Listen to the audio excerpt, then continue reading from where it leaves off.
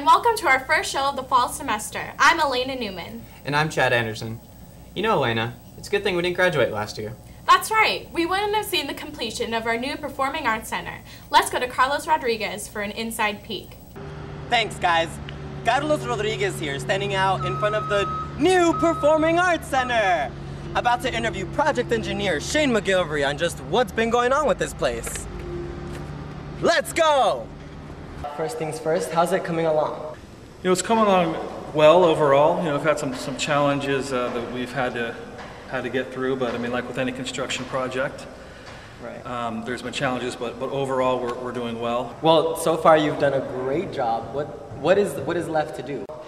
What we're doing now is climatizing the building, and also we have rigging going on with the, as you can see, all these ropes and various rigging steel components going in over here, and the drapes will be going in, so all that kind of the theater stuff is happening right now. The $1,000,000 question, what everyone wants to know, when will this thing be finished? My best guess would be probably a month and a half away out. A month and a half to 2 months would be my guess. Whew. Well, now you have the latest news on what's been going on with the new Performing Arts Center. Performing Arts Center, that's quite a mouthful. We're gonna have to find a new name for that. Well, this is Carlos Rodriguez reporting for KSSH. Over and out. The handprints are gone now, all painted over. Knowles Elementary graduates, many of them now students here at Santa Sue, have lost a little piece of their childhoods. More than 100 Knowles students, parents, and former parents gathered at last week's CME school board meeting to voice their displeasure at the move. And we were there too.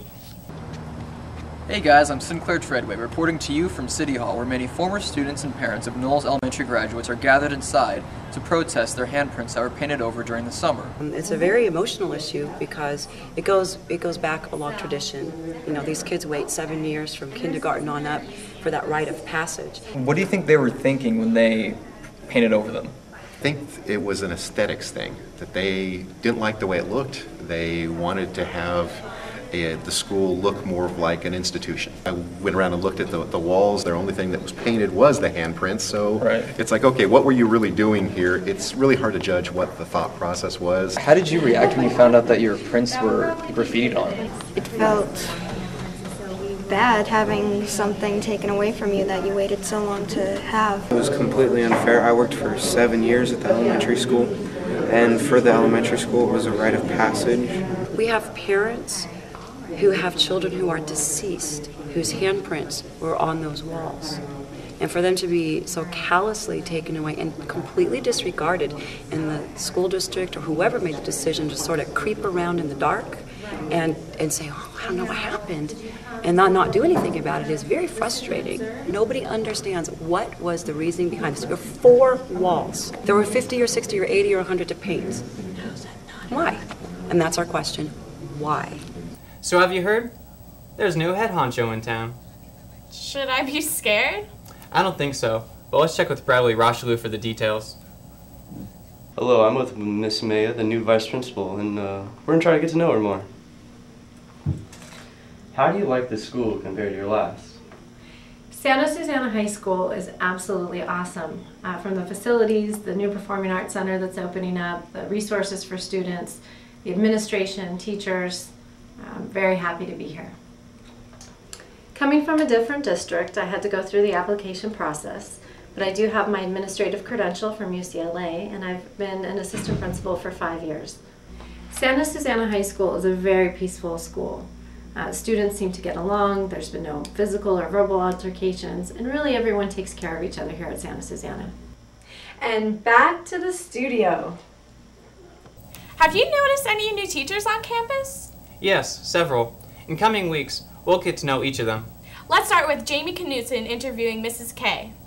Thanks, Elena. For those of you that don't know her yet, I got a chance to sit down with our new world history teacher, Mrs. K. I used to teach over at Birmingham High School, welcome, and then over at Hillside Middle School, and I am very, very pleased and excited to be here at Santa Sue. What do you like to do when you're not teaching? I love to travel and spend time with my family, and especially go to plays and musicals. How do you like Santa Susana so far? I love being here at Santa Sue. I'm having a great time. I hope my students are too. This is Natalie Steele and Sabrina Cozy, two sophomores at Santa Susana that have both had a Mrs. K before at Hillside. What did you girls think of her? I personally thought she teaches great. Yeah, she's like a really nice and exciting teacher. She gets along with like everyone. This is Sarah Rose Jarvis and Eli Hoff, two sophomores at Santa Susana that both had a Mrs. K at Hillside. What did you think of her? She's a little discombobulated and really eccentric, but that's what makes a great teacher. She was really fun. We've already done some great projects, and I'm looking forward to the rest of this year. Excitement.